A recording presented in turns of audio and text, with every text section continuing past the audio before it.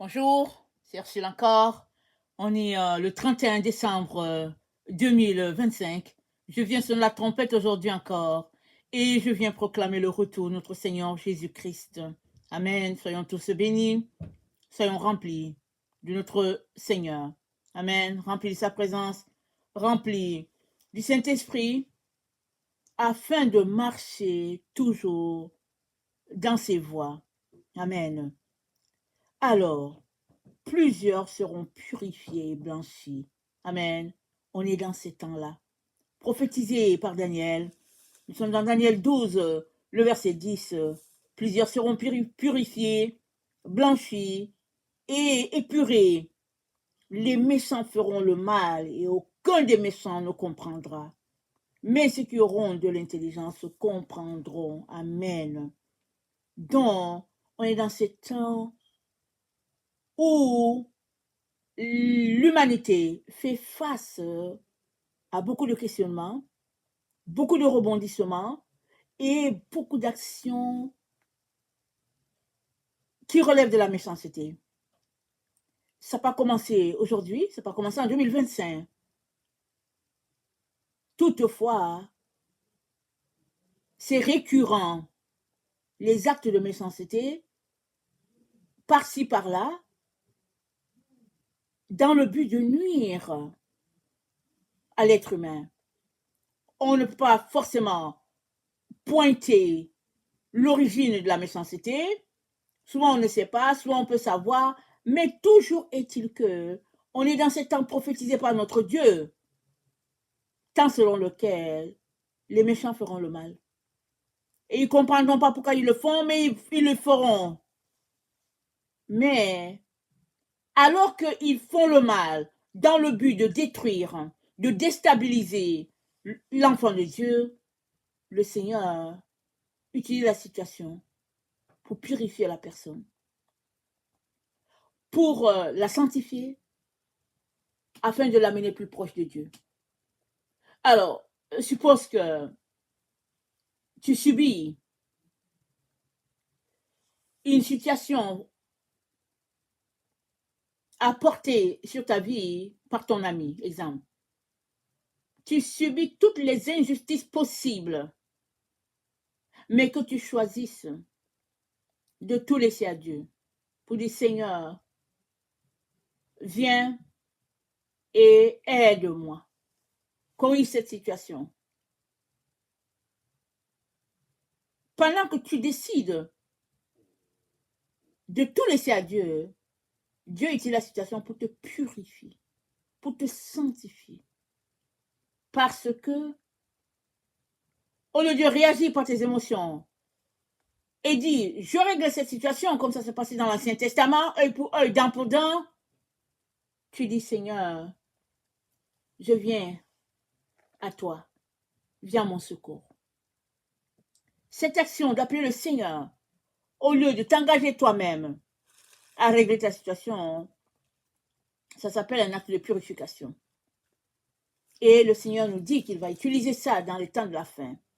C'est écrit tout au long des Écritures. Alors, dans Malachie 3, c'est dit, au verset 3, il s'assira, fondra et purifiera l'argent. Il purifiera les fils de Lévi. Il les épurera comme on épure l'or et l'argent. Et ils présenteront à l'Éternel des offrandes avec justice. Alors, l'offrande de Juda et de Jérusalem sera agréable à l'Éternel, comme aux anciens jours, comme aux années d'autrefois. Je m'approcherai de vous pour le jugement.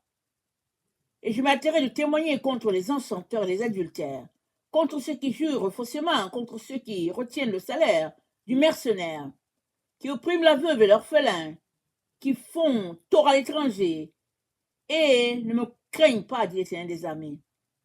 Car je suis l'Éternel, et je ne change pas. Et vous, enfants de Jacob, vous n'avez pas été consumés. Amen.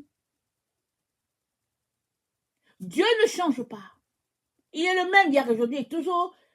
c'est-à-dire sa sainteté demeure. Quoique nous soyons dans un temps où les gens sont extrêmement méchants et qu'on puisse être tenté de dire je serai méchant comme les autres aussi. Dieu dit, tu n'as pas besoin d'être méchant et te conformer à ce temps où nous sommes. Parce que Dieu est ton Dieu. C'est lui qui est pur. C'est lui que tu dois sanctifier. C'est lui que tu dois honorer. Alors, choisis de marcher selon ses recommandations et de laisser de côté la pensée de l'être humain qui est d'être toujours gagnant. Vous savez que nous sommes dans un temps où la génération en place est une génération gagnante. Écoutez nos jeunes parler. Ils vont parler et puis ils vont dire, je ne vais pas le laisser gagner. Alors ils vont trouver une situation pour sortir le pied de la situation pour être gagnant. Et si on ne prête pas trop attention à ce qu'ils sont en train de dire, on va juste penser que c'est une histoire du moment. Mais dans leur langage, ils veulent toujours être les gagnants. Ils ne veulent pas être perdants. Regardez un peu ce qui se passe au niveau de la société. Alors, suppose qu'il y a plusieurs partis enregistrés. On veut voter quelqu'un. Alors, tout le monde a choisi son candidat. À la dernière minute, il suffit qu'un sondage sorte, un sondage rempli de mensonges, et on dit, c'est le candidat qui cote D qui va gagner. Alors que le candidat A a déjà son pourcentage établi, le candidat B a déjà le sien, et puis ça dit que tout tourne autour du fait que c'est le candidat A qui va gagner. Mais à cause d'un sondage qui est sorti dans le but de pencher la balance, et comme la pensée du moment, c'est que les gens ne veulent pas perdre, subitement, on voit que la balance se penche de l'autre côté, et puis on a la surprise des surprises. Celui qui était en position D gagne les élections. Je donne un exemple banal comme ça. Pour pointer la pensée de notre génération, de notre époque plutôt, je ne parle pas de génération parce que ce n'est pas de la génération, n'est-ce pas, des jeunes, je suis d'une autre génération beaucoup plus âgée, mais je viens ici dire que on a besoin de laisser de côté nos pensées. Parce que nos pensées ne marient pas les pensées de Christ. Il ne s'agit pas de gagner, il s'agit de se conformer à notre Dieu et de marcher dans ce que Dieu a pour nous. Parce que notre Dieu, il ne change pas selon les époques. Hein. Ce n'est pas parce que c'est l'époque du XXIe siècle qu'il a changé et qu'il a dit, ok, mettons de l'eau dans le fait de sanctifier les gens. Alors, on va mettre un peu d'eau, on va diluer un peu le message de la sanctification. Non, ça n'a pas changé. Dieu est le même.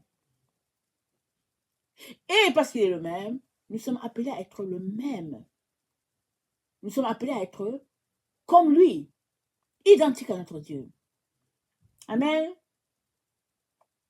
Et Dieu dit, prenez donc garde à votre esprit et ne soyez pas infidèles. Prenez garde à votre esprit, ne soyez pas infidèles. L'infidélité, c'est par rapport à ton engagement. Alors, une femme qui s'est engagée avec son mari, envers son mari, ne peut pas aller prendre un autre homme parce qu'elle s'est engagée. Et si elle va avec quelqu'un d'autre, elle est infidèle. La même chose, on s'est engagé à suivre Jésus.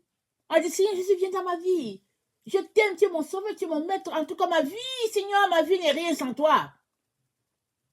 Tout va bien jusqu'au moment où, voilà, on vit, on traverse une étape difficile. On décide de tourner le dos à Jésus. Et que dit la parole?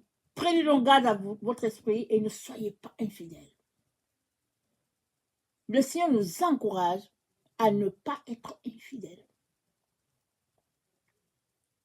mais à demeurer dans la crainte de Dieu afin de continuer dans notre œuvre de purification et de sanctification. Parce que sans la sainteté, on ne peut pas voir Dieu. C'est dire rechercher la paix et la sainteté sans laquelle il le verra Dieu. Recherchons donc la paix, recherchons la sainteté et laissons notre Dieu nous transformer. Et dans cette marche, c'est dit que plusieurs tomberont. Alors, sache que si tu entends qu'un de tes frères est tombé, une de tes soeurs est tombée, ne prends pas le micro pour commencer à le rabâcher. Ne prends pas le micro pour rabâcher la personne. Et puis dis oui, il a fait comme ci, et puis de toutes les manières, c'est tout ça. Et puis, c'est les choses qui arrivent. Ne fais pas ça. Pourquoi? Parce que ce que Dieu veut, c'est le fait que si tu es tombé, tu puisses te relever. Alors voilà quelqu'un pour qui tu dois prier pour que la personne puisse se relever. Parce que le tout n'est pas du fait que, ah, il est tombé, Le tout est dans le fait que Dieu dit, comment agit ce peuple qui tombe sans se relever? Il dit, mais ce peuple tombe dans ses fautes et ses erreurs. Il ne vient jamais demander pardon. Il ne se relève pas, il continue dans ses erreurs. Ça s'est passé dans l'Ancien Testament, ça se passe encore de nos jours. Et le Seigneur aimerait faire sauter cette manière de fonctionner parce que le royaume de Dieu est sainteté et pureté. On n'entre pas dans la Jérusalem nouvelle avec tout ce qui est souillé. La Jérusalem nouvelle, elle est faite de lumière, de gloire de Dieu. Elle est faite des peuples qui ont accepté de marcher dans cet acte de sanctification, de purification. Alors, mettons tout en œuvre pour que la sainteté soit. Amen. Pour que la sainteté soit.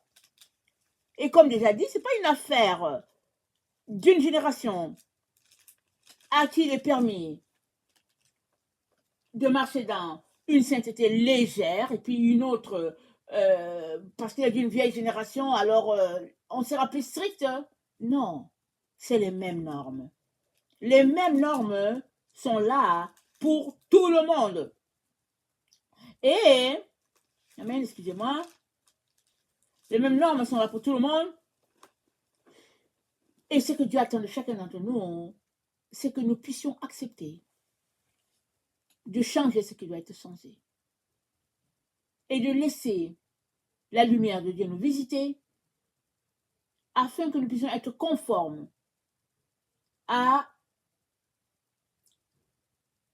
aux attentes de notre Dieu. Amen. Afin que nous soyons conformes aux attentes de notre Dieu. Alors,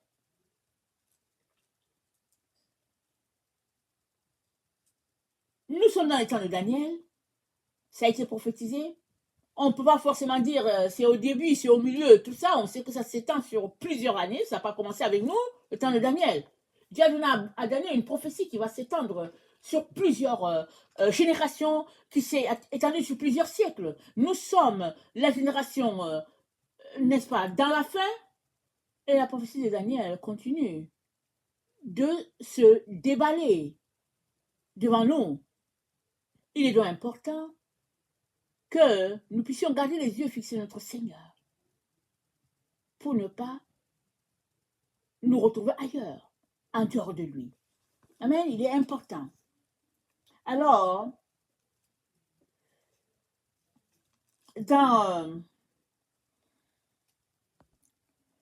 Ésaïe 49, le verset 10, ils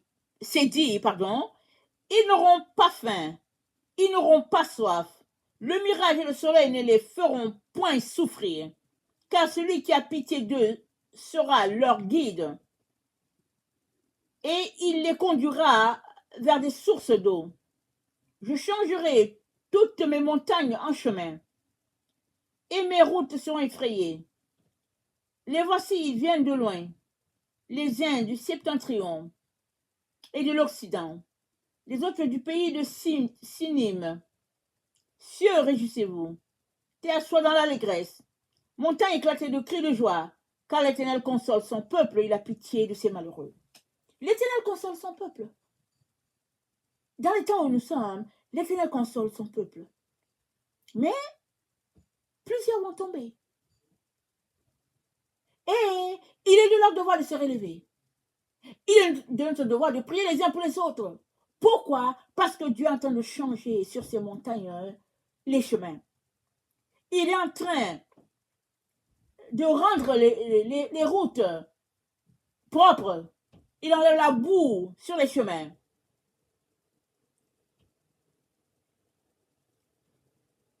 Et il dit, le mirage et le soleil ne le feront point souffrir, car celui qui a pitié d'eux sera leur guide. C'est ça que Dieu prévoit pour nous dans ce temps où nous nous trouvons. Il est donc important que nous puissions nous accrocher à notre Seigneur, malgré les épreuves, malgré les difficultés. Rappelons-nous, nous sommes la génération, n'est-ce pas, où les gens parlent de la marque de la bête, la marque de ceci, et puis bon, voilà, comme si, mais on ne sait pas, on se dit, bon, quand est-ce que ces choses sont planifiées d'arriver?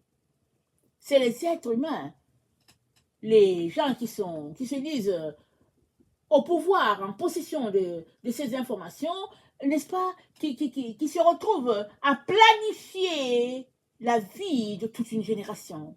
Combien sommes-nous sur la Terre? Est-ce que c'est 8 milliards ou bien 9 milliards? Je ne sais pas.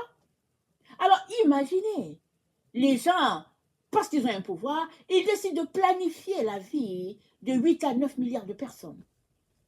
Imaginez. Et n'oublions pas ceci, notre Dieu est puissant. Notre Dieu est puissant, notre Dieu, n'est-ce pas? Il voit tout, il sait tout. Et il te dit, si tu tombes, ne reste pas par terre, relève-toi. Plusieurs tombent et puis après ils ont honte. Et puis ils se mettent finalement à marcher dans les voies de l'ennemi. Non, si tu tombes, relève-toi. Viens devant Dieu pour dire, papa, je suis tombé. Je suis tombé, aide-moi. Et puis, s'il y a une confession à faire, fais la confession. Et puis relève-toi et puis continue. Parce que ce que Dieu aimerait, c'est que tu puisses arriver à ton point Z. Il n'aimerait pas que tu restes en cours de route, en chemin, pour dire, ok, bon, ça va faire. Non, continue. Arrive à ton point Z. Parce que c'est Christ le chef de l'Église, et Jésus-Christ bâtit son Église, et il bâtit son Église comment? En la purifiant, en la sanctifiant, n'est-ce pas? Afin qu'elle soit semblable à lui. C'est-à-dire un corps propice à la tête. Et nickel comme la tête. De telle sorte qu'il n'y a pas la différence entre la tête et le corps. Il n'y a pas de différence. C'est ça que le Seigneur attend de chacun d'entre nous. Voilà pourquoi il nous donne l'information. Il nous dit, on est dans le temps où plusieurs tomberont. Ils seront purifiés parce que Dieu crée de nouveaux chemins. Et pourquoi? C'est dit, ils auront du pâturage sur les coteaux. Ils n'auront plus faim, ils n'auront plus soif. Comment? Amen. Comment on peut s'arrêter pour dire, mais comment ça sera possible? Puisque les gens jettent la nourriture, puisqu'il y a des semences qui sont détruites, des champs qui sont vraiment de la production qui est gaspillée, qui est versée. Vraiment, les gens sont appelés à verser parce qu'on veut affamer la race humaine. Et Dieu dit, ils n'auront plus faim, ils n'auront plus soif. Comment, Seigneur, vas-tu faire ce miracle? Et ce que le Seigneur te demande aujourd'hui, c'est au lieu que tu sois traumatisé par le fait que, ouais, bon, ils disent que la marque de la bête arrive, et puis bon, il paraît que, au lieu que tu sois traumatisé par ces choses-là, concentre-toi à connecter à Jésus.